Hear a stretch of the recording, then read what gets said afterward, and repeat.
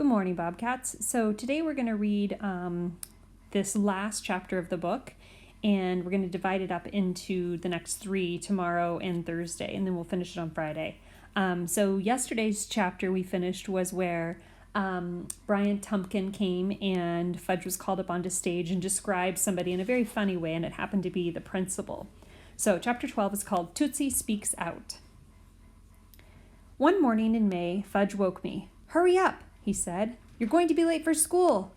"Go away," I mumbled, but he pulled off my blanket and shook me. "You're really going to be late for school." I looked at my clock radio. 10 after 8? How come my alarm didn't go off? I wondered as I jumped out of bed. I raced into the bathroom, splashed cold water on my face, threw on some clothes, and headed downstairs. It was quiet in the kitchen. "Where is everyone?" I asked. "Ha ha!" Fudge sang, jumping up and down. "Ha ha ha! It's Saturday. I really fooled you, didn't I?" "You little..." But he was out the back door and running before I could get my hands on him. I clunked back upstairs and got into bed. "I'm going to kill that kid," I told myself. "I'm going to tear him to little pieces. I'm going to..." I tossed and turned, but it was no use. I couldn't get back to sleep. I heard Tootsie babbling. I got up and walked down the hall to her room. She was sitting up in her crib, flinging out toys, one at a time. She stood up when she saw me and held out her arms. I lifted her out of her crib. "Yuck," I said. "You're smelly." I set her down on her table and changed her diaper. "Yuck," I said again. The worst thing about babies is diapers. I cleaned her up and dumped plenty of baby powder on her backside. "Yuck," Tootsie said. "That's right," I told her. "Yuck."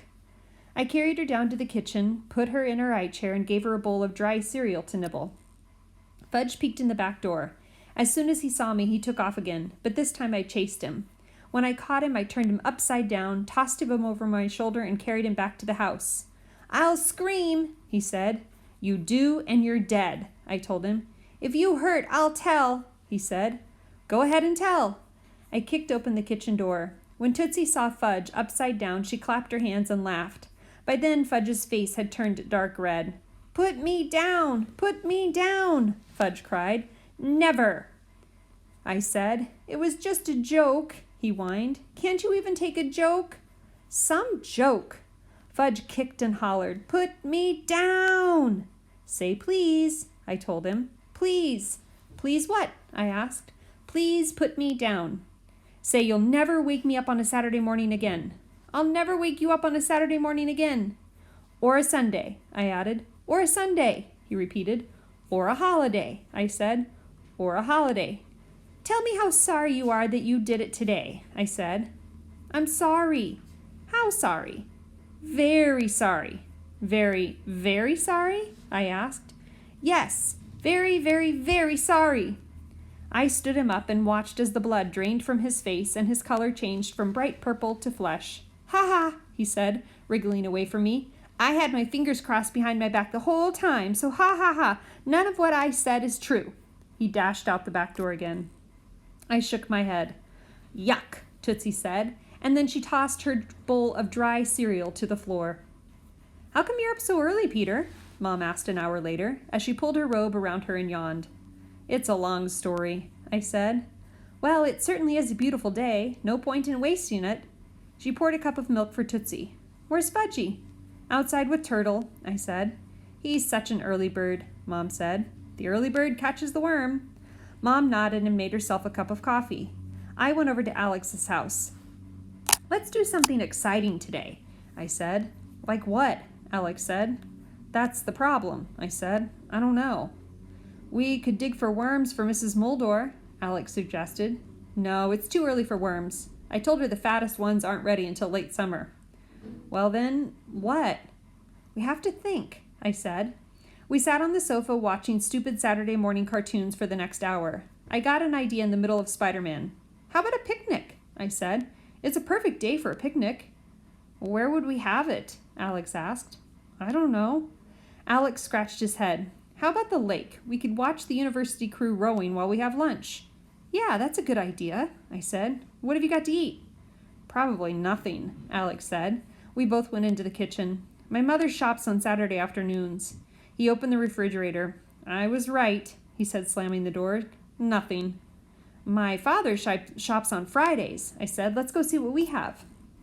At my house, we found cold chicken, tomatoes, rye bread, fresh fruits, and frozen lemonade. Great, Alex said. Let's pack up.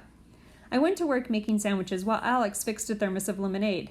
Don't forget the salt, Alex said. Right, and the mayonnaise, I added. You can't bring mayonnaise on a picnic, Alex said. Why not? It's too gooey, and besides, it can make you sick. Says who?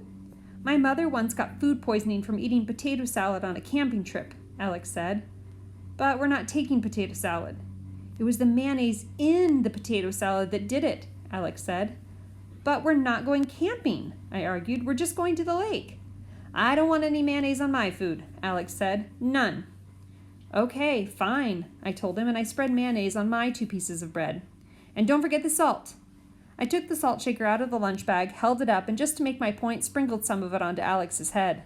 Very funny, he said, shaking it off. The screen door slammed. It was Fudge and Turtle. Turtle dove into his water dish and started slurping. Fudge looked around. What are you doing? What does it look like we're doing? I said. Making lunch? Fudge said. That's right, we're going on a picnic. We are? Fudge asked. Not we, I told him. Us, me and Alex. Where are you going for the picnic? The lake. I'll come too. Oh, no, you won't, I said. Why not? He asked. Because you're not invited, that's why. But I like picnics, and I like the lake. Too bad. And I said I was sorry, remember? Yeah, I said, and you also told me you had your fingers crossed behind your back, so everything you said was a lie. That was a joke, Fudge said. I didn't really have them crossed. You know what happens to kids who lie? I asked. No, what?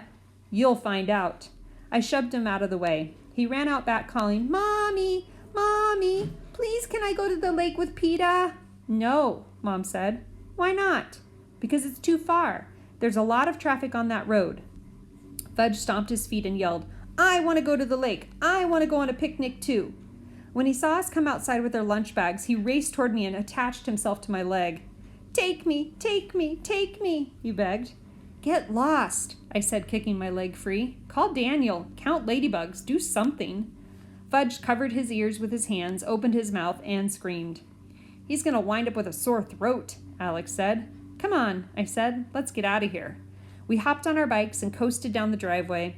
Fudge picked up a couple of rocks and hurled them at us, but he missed.